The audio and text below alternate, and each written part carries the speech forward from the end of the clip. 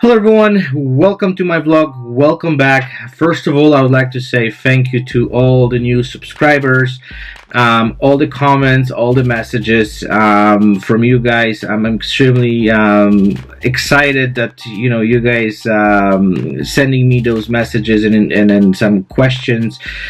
Please be patient with me. I'm receiving quite a bit of them, and I'm trying to respond to them, but like I'm extremely busy with work, so it's gonna take a little bit of time. But I promise you, everyone who sent me a message or email, I'll respond to it sooner or later. So I just want to kind of make sure you guys are aware of that. I'm not ditching anyone. I will try to do my best to respond to everyone who reach out to me and have some questions. Okay, so today's vlog, as I said, it will be a little bit different, and I would like to talk about lenses. And this is topic which I'm sure a lot of people is really interested in, but the way I would like to talk about it is it's not gonna be typical tech review.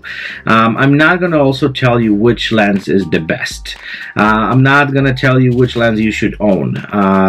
This is something which you guys have to figure it out. Everyone has different needs and also have a different budget, and that's why I really want to talk about it. But because most of us getting really caught up in those technical reviews, and we're getting really caught up in this advertisement world where we're seeing a lot of things where people are telling us, this lens is the best, this lens has the best glass, this lens, let's say, have the fastest focus system. It's just crazy that like nobody kind of look at the lens as a tool, and then the main reason we buy those lenses is to get them do certain jobs. And most of the time we also want to make sure that we're going to get best out of them. But I deeply believe, and I don't know if you guys agree with me, I'm sure there's a lot of people who's going to disagree with me. My personal opinion on lenses is that most of the lenses available on the market these days, they're really good. And if we take specific approach to them, and we know how to use them, we know what we can expect from them, we know how we can use them as a tool, they will get us the things or the images which we're looking for. It's just a matter of knowing how to use them, and this is what I would like to talk about it today. And I haven't seen in the last, I don't know, year or two any vlog which would be talking about those things. So that's why I've decided to talk about it a little bit and give you a little more insights, and also share a little my experience, because I've been working with so many different lenses, and then sometimes there's so many misconceptions about those things that I think it's a time to really talk about it seriously and then provide you with some really valuable information, in my opinion. Okay, so let's kind of break this down step by step. So there's definitely very expensive lenses on the market. There's like less expensive, and again, we always kind of go towards buying the most expensive one. But that's something which if you have money, it's great, but if you don't have money, it does become an issue.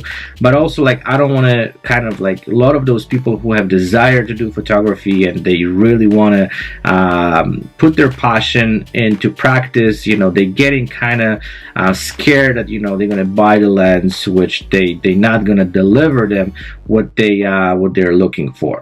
So how we can approach this whole thing? So basically, my approach is there's so many different things, and I'm going to actually kind of break them down and talk them step by step. So before you buy the lens, so usually what I suggest, and I don't know which country are you from, but here in Canada we have fairly really well developed rental system where you can rent the lens for a weekend for really like they're not really expensive to rent them for a few days, and then you can really take the lens, you can test it, you can practice, you can see what the lens is capable of doing, and that's definitely gives you a little bit of better, I would say, kind of own experience what you can expect from the lens.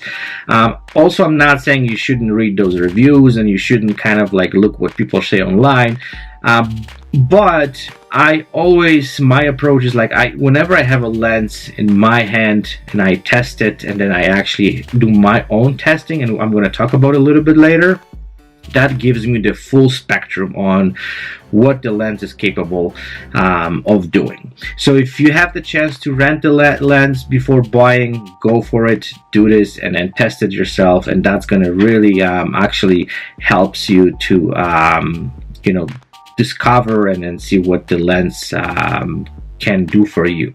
Okay, so the next thing is you have to really, and I think I should talk about a little bit earlier, you have to ask yourself what the lens will be used for, because a lot of photographers, I'm not saying they don't think about it, but they buy lenses which they really they perform certain kind of like things, or they basically design for certain things which you don't really need. For example, like, if I'm a headshot photographer, I don't really need the lens which is extremely fast. Like, I don't really need a lens which performs like, crazy, focus really quickly and stuff like that. It's a great thing to have, but my subject, most of the time, they sit, they don't run around, and I don't need focus on them like crazy, because I focus with them really slowly, and that's good enough. So that's one of those things which I don't really need. But whenever you go to the store,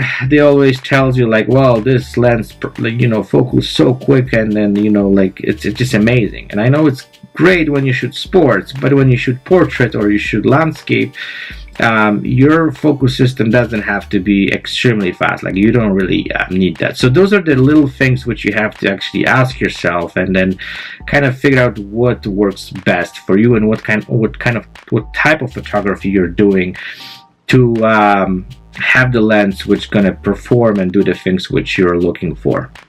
Okay, so what is the next thing? So let's say you have this lens, you purchase the lens, and what is the next step? So usually what I do, and this is what a lot of photographers literally don't do it, and this is really actually from one hand really funny for me, but also shows the lack of I would say, I'm trying to understand what your equipment can do for you and how they can perform.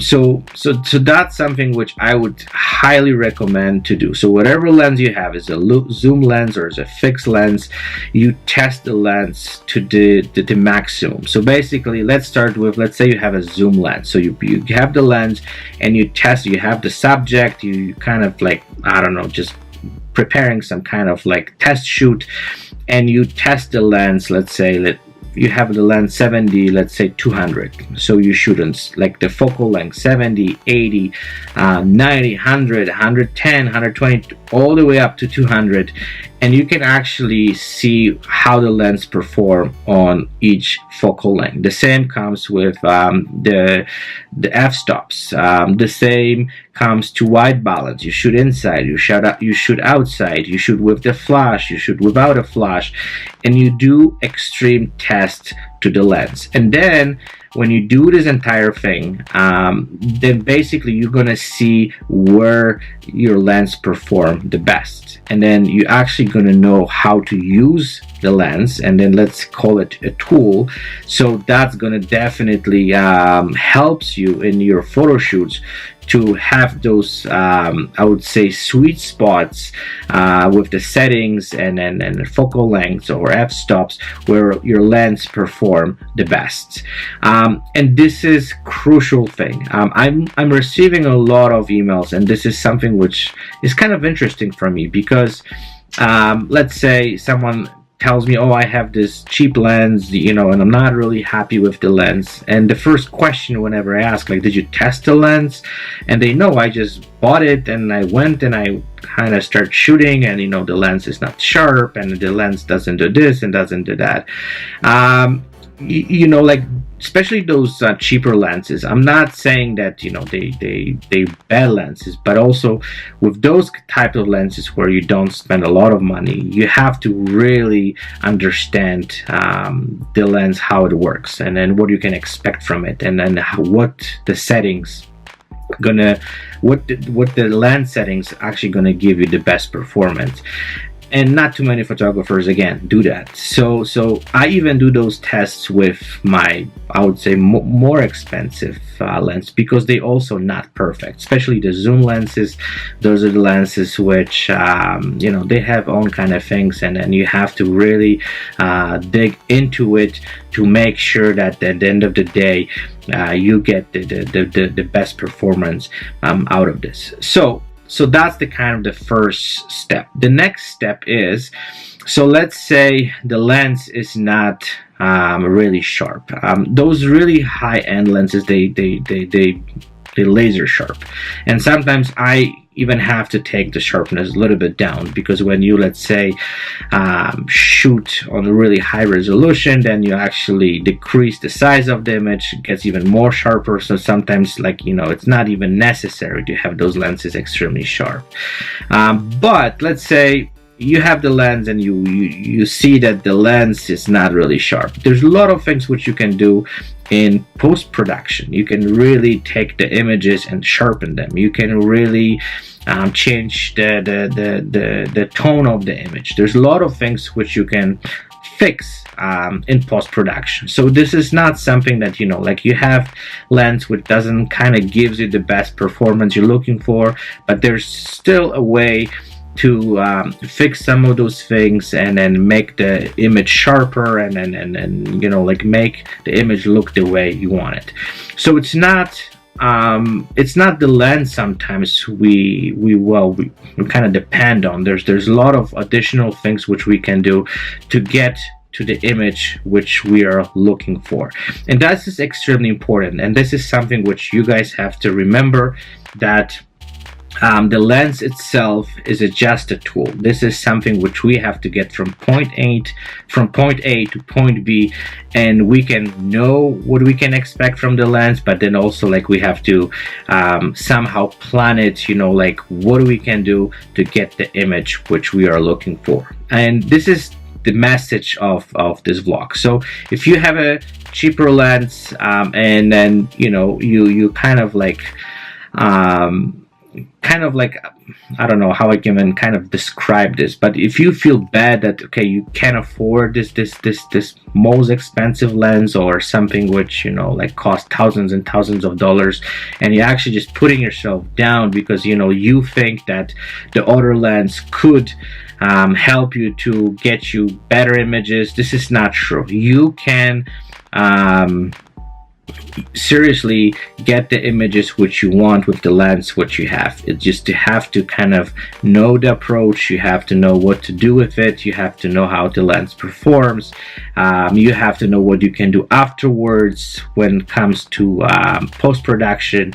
And that's just a process which you have to kind of go through to get the image what you're looking for. And I want to address this because again, I've been watching a lot of reviews these days and nobody talks about it. So we always get kind of I don't know, just they put us down when it comes to I would say our self-esteem, and you know, like they kind of tell us that, you know, like you cannot do certain things because you have this crappy lens or this cheap lens, and then, you know, like you need this to get this, and this is not true. This is completely false statement, and I hope that a lot of photographers and my viewers will understand that, and they will enjoy photography with the equipment what they have, and then just force them to work a little bit harder, and then again do the test and do everything what they can to achieve the best results. Okay, I'm not gonna drag this for much longer. I would like to hear any comments from you.